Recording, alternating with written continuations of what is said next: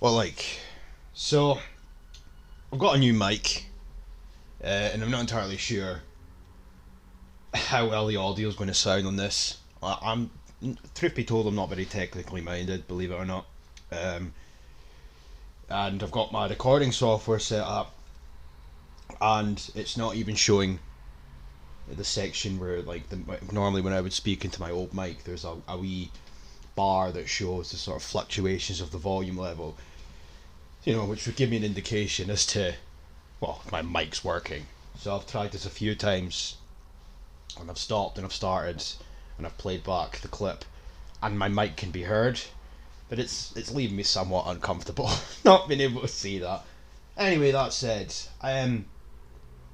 we did go over a little bit of this on the stream the past Sunday, me and Scott Sarmer, and I just wanted to kind of go over it a bit more and show some of the other videos that were put out that day from YouthLink, as you can see on the screen. I'm not entirely sure how much I'll go through off it, and in truth, some of it's just waffle, but there's just obviously a few sections that are mentioned or they make reference to that kind of goes a long way to help showcase the ever-growing problem in Scotland pertaining to the ever-growing problem of indoctrination, shall we say. So as you can see on the screen, this is from YouthLink Scotland, the National Agency for Youth Work, and it's not limited to them, may I add, as well. This type of rhetoric, this is becoming so commonplace, even from our own government. You know, the likes of John Swinney standing up in Parliament talking to no end about learning for sustainability. You know, all the usual routine. Of course, the United Nations Children's Rights Charter, children's rights in and of itself, global citizenship education. The list is becoming ever more. Well, it's forever increasing. You know. Anyway, let's have a wee look at this. Oh, another one, of course, is climate change makers and sustainability investigators. Yeah. Okay. And obviously, before I even play any of this, as you can see as well on the screen, involving young people in decision making to tackle the climate emergency. Now, just think about this, really. In order to have young people involved in decision making to tackle the so-called climate emergency, they would have to have some inkling as to what they were talking about, otherwise their opinions, which would then lead to potential decisions being agreed upon, would be somewhat useless or meaningless or just completely ill-informed. Ironically enough, it is when they're getting taught about climate change. Point being here though, that beneath the wet wipery, beneath what that sentence alone, what that screams out to me is that's politicised children and how we get them involved. How do you get a child or children or young people into a position where they can be equipped with the information and the know-how to then push or advocate or even discuss potential decisions? They have to be taught. Okay? Start with a bit of background to the Our Bright Future project. Our Bright Future are partners with YouthLink Scotland who've supported the webinar today. They're a UK-wide coalition of organisations led by the Wildlife Trusts, and they aim to tackle the challenges of the climate and the nature emergencies, as well as the growing mental health crisis for young people and high levels of unemployment among 16 to 25-year-olds.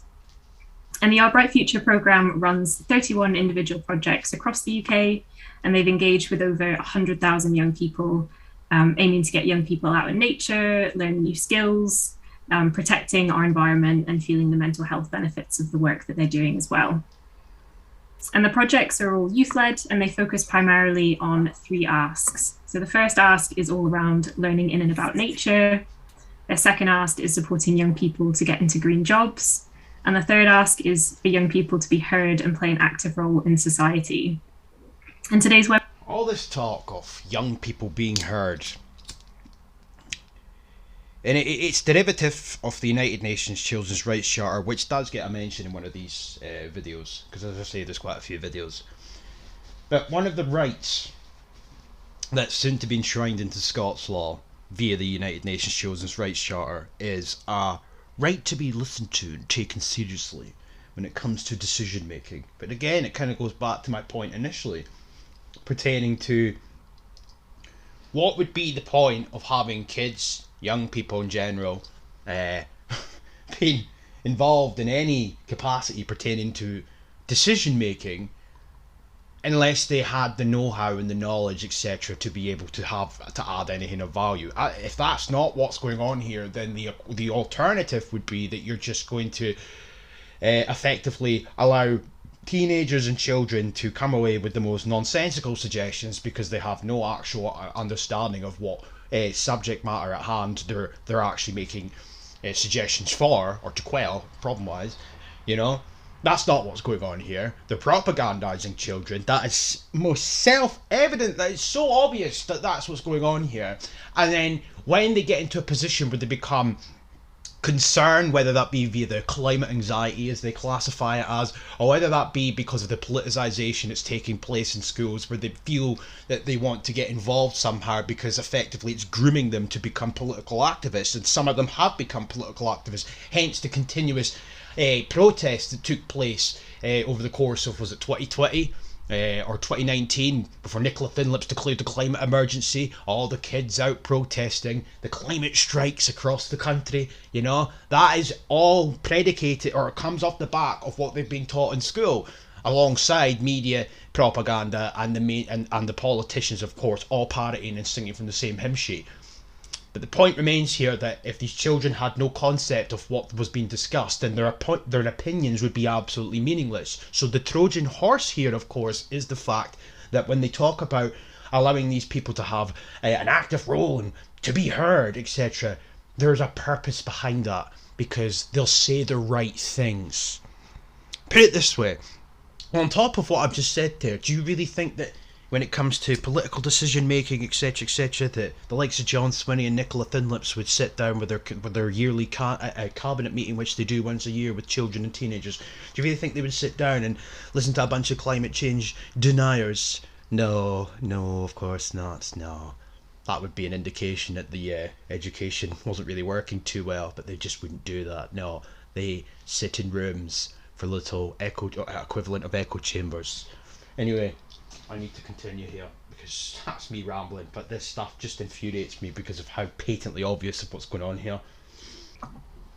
So just to give you a bit of an overview of the climate situation and the kind of action that needs to be taken, over the last year, the IPCC, which stands for the Intergovernmental Panel on Climate Change, has published its latest report summing up the scientific consensus on climate change impacts, adaptation, and mitigation. And you might remember the headlines from when the first part of this report came out last summer, which labelled it as a code red for humanity. Oh no. And the warnings from the rest of the report are just as stark, showing that up to 3.6 billion people globally live in contexts that are highly vulnerable to the impacts of climate change, and that greenhouse gas emissions are still rising and are currently higher than they've ever been. And the window to take action... I am not going to get bogged down on this waffle, but think about it here. Where my mouse is, where it says, all sectors should embrace the value young people can play in governance roles so they can make decisions about the climate. And this is the sort of thing I'm talking about. This is what they're being taught. This is a youth organisation led by youth workers, led by the youth. This is for the youth. And then you've got the Children's Parliament, then you've got the United Nations Children's Rights Charter, as I've said. You've also got there's another one, there's the Children's Parliament, and then there's the one for like young people, or like teenagers to your early adults, adulthood, so to speak. I can't remember the name of it. But that's here nor there. The point is here though, that this is what they're being taught. Everything that's on this is just fucking nonsense. It's waffle. The UN said, it must be true then. You've probably seen the headlines, must be true, What happened to critical thinking in Scottish schools? What happened to giving both sides of the argument? Why is it that we only ever seem to teach kids and adolescents respectively one side of the argument? Oh, that's right, because it's all part and parcel with creating and generating what then become little political activists, politically minded, aka children that end up feeling like they might want to get into governance roles. I mean, what the... Oh, it's so frustrating. It's so frustrating to hear this crap. It really is. It really is, because they are not doing the young people they speak of any favours at all, because they are effectively reaffirming what they've been taught in school, reaffirming the beliefs that they have due to what they've been taught in school, then blowing, as I've said in the stream of Scott's Armour, the metaphorical smoke up their arse by pretending that they're there to help. Oh, you're concerned about the climate. Well, here's an idea. Why don't you go into a governance role and become an activist for change, aka a climate change maker? Or, I'm sorry, a climate change ambassador. Yeah, that's genuinely a thing. I mean, fuck off. To reduce these emissions and limit warming to the globally agreed target of 1.5 degrees is rapidly closing. And the latest instalment of the report stated that we need to make unprecedented reductions to our emissions by 2030. Yeah, and then one volcano and poof, all that progress goes out the window. But we won't talk about that, will we? No, we won't, because at the end of the day, the CO2 emissions phenomenon is a load of nonsense, but you'll never hear that in school these days. No, you won't, because that goes against the narrative. That goes against our global citizenship-esque education at the end of the day. Wow. Anyway, let's move on. To be able to stay within these limits. As well as this, with an unstable economic and political situation, from rising costs of living and energy prices to the invasion of Ukraine and the current UK government crisis, there is a risk that climate action will be sidelined. So in order to achieve our targets, we really need systemic change within every sector of society to be working together, engaging young people. We need systemic change. Of course we do. Yeah. System change, not climate change. What a shock, eh? And again, bear in mind, this is within the parameters of the youth. Okay? People, businesses, the media, communities, politicians, and decision makers. So in order to achieve our targets, we really need systemic change within every sector of society to be working together. Engaging young people, businesses, the media, communities, politicians, and decision makers is really vital to reach our targets, which is why it's really important that young people are working in all sectors to keep climate change at the forefront of their work. If people can't see what's going on here, then I really have no other words to really help them on their journey towards seeing it for what it is. I mean, it speaks for itself. It really does. Wow. And young people's mobilization around the world and contribution to tackling climate change shows the massive power they possess to hold decision makers accountable. Which is why it's so vital that the environmental and the youth work sectors embrace the value that young people can play in government and governance roles related to climate social action, so they can make decisions about the climate that will ultimately be affecting their own future. So again, just to summarise this video, and I'll move on to the next one, what she's just said there again. You propagandise the youth, you politicise the youth, you get them feeling that they have a purpose, a voice, they feel valued, because as I said, the Children's Rights Charter, for example, talks to them about how they have a right to be heard, they have a right to be listened to and taken seriously, etc., etc. It makes them feel like they are more, how do I word this?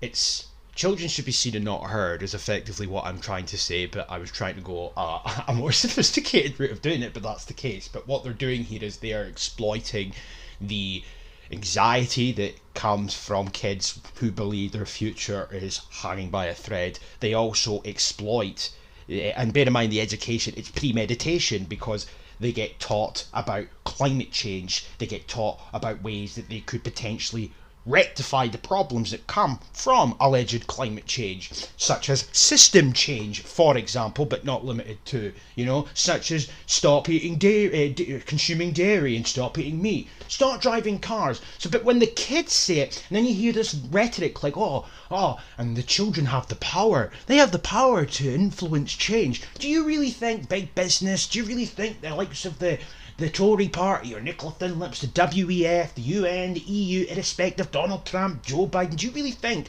that they would not if they wanted to do something, they would do it. If the powers that be, the institutions, if they want to do something, they will do it. So you mean to tell me that the only reason that they might have their arm twisted, so to speak, is because kids have demanded fucking action? No, what's happening here is they're exploiting the youth. That is why, at the beginning of 2020, when the decade of action, which has sustained the acceleration, the transformation of our society in order to meet the 2030 targets, that is why when that was announced at the start of 2020, simultaneously, what was also announced by the United Nations, by the way, both of these things were announced. The second one was an emphasis on young people, because this is what this is. It's an excuse to politicise the youth, and then when they inevitably start to speak out and demand action, the governments will go, well, we better do something because the 6-year-old climatologist has said something. That's what's happening here. Caveat, a little bit of a segue in. Children's Parliament actually works with children, so we work explicitly with children ages about 13 and 14, all the way down to the early years. So slightly different framing, but I'm going to share some experiences today that I've been working on over the past year. My journey. Early years, by the way, being nursery. Children's Parliament, and some reflections for how we can really involve children in climate policy and in decision making around the climate emergency. I mean, wow. I mean, it's just nuts. It's absolutely sickening to me. It really is. It is the most clear-cut example of propagandization taking place. Oh, how can we get children involved in decision-making about the climate emergency? Naomi, if we could move to the first slide, please. Thank you. So just to frame what Children's Parliament approach is in general, we work around the UNCRC and the principles around that. So to summarize it, our dream is that children will grow up in a place of love, happiness, and understanding. We really work through relationships and making sure that everyone feels supported, and we create a real safe space, including online, which has had interesting challenges. And our overall mission is to inspire greater awareness and understanding of the power of children's human rights and to support. Sorry, so let me put that back slightly. I was going to comment there, but I'll let it play a bit. Had interesting challenges, and our overall mission is to inspire greater awareness and understanding of the power of children's human rights and to support the implementation in Scotland of the UNCRC into Scots law. Our dream is that children grow up in a world of love, happiness and understanding. So before the implementation of the United Nations Children's Rights Charter, before the propagandisation, the infiltration of the Scottish academia or our Scottish education system in and of itself, before the inclusion of all of these different groups and organisations that all sing from the same hymn sheets pertaining to climate change and progressivism and diversity promotion, children in Scotland in this context didn't grow up in a world of love and understanding. No, they didn't. But now all of a sudden they will, provided we can implement all the things that they wish to implement, including the enshrining into Scots law of the United Nations Children's Rights Charter. I mean, this is just absolute waffle. But she made a point there. She said something else of complete, of interest, where she said the awareness and understanding of the power of children's human rights, because one of the rights that these children will have when it becomes law, and they're acting as if this is already in law, it's coming, by the way, but they're acting like it's already the case. One of the rights that they will have is they have the rights to know about their rights, which in and of itself is a Trojan horse, because that is an excuse enshrined in law when it comes to politicise them. The whole point of the vast majority of these rights, if you will, or articles as they're called, pertaining to the United Nations Children's Rights Charter, are excuses to politicise children. Oh. Of children's human rights and to support the implementation in Scotland of the UNCRC into Scots law. So I will be talking a little bit later about how that really relates to the climate emergency and how this is coming more and more to the forefront. And again, just to reiterate, we actually work with children aged 14 and below, so not quite youth work, but still applicable. And if we could move to the next slide, please. Just to give a little introduction to the United Nations Convention on the Rights of the Child. So this is before she says anything, see this one here, Article 6, a right to a safe environment. This is the Trojan horse again, because this is their excuse to teach them about climate change. Fucking God, man. It's just disgusting. I hate the Scottish government with a fucking passion. It encompasses, I think it's 27 articles outlining children's rights, but the overall mission is to ensure that every child grows up and develops in an environment of kindness, empathy, trust, and dignity, which I think is something that's really important. Dignity. And again, empathy. You can't teach empathy. It's just a common trope that they throw about, but you can't teach empathy, because if you could, there'd be no such thing as a psychopath or a sociopath. But again, why do we need the United Nations and their fucking laws to be able to determine whether or not a kid has a decent life or not? Did kids not have a decent life before this was implemented? Is that what you're trying to say? Or this is just, yet again, and I will say it again, a Trojan horse, just an excuse to implement progressivism?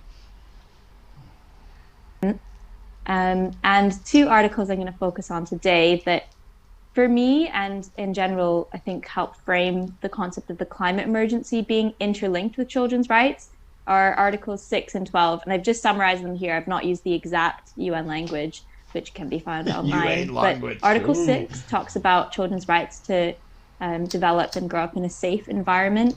And, you know, we're even seeing this week and this summer, I think it's really bringing to the forefront that, especially for younger children with sort of less maybe ability or financial means to move around, they are in that physical environment, and that includes how the climate is changing, if it's changing to dangerous levels. Well, it's not. And then the other article is, as we've highlighted through Our Bright Future as well, the right to be included in decision making on issues that are important to them. We are seeing over and over again through the years that climate change is very important to children. They know about it, they're seeing it, they're experiencing it already. And we do talk about the future, but it's also happening right now, and they're telling us that.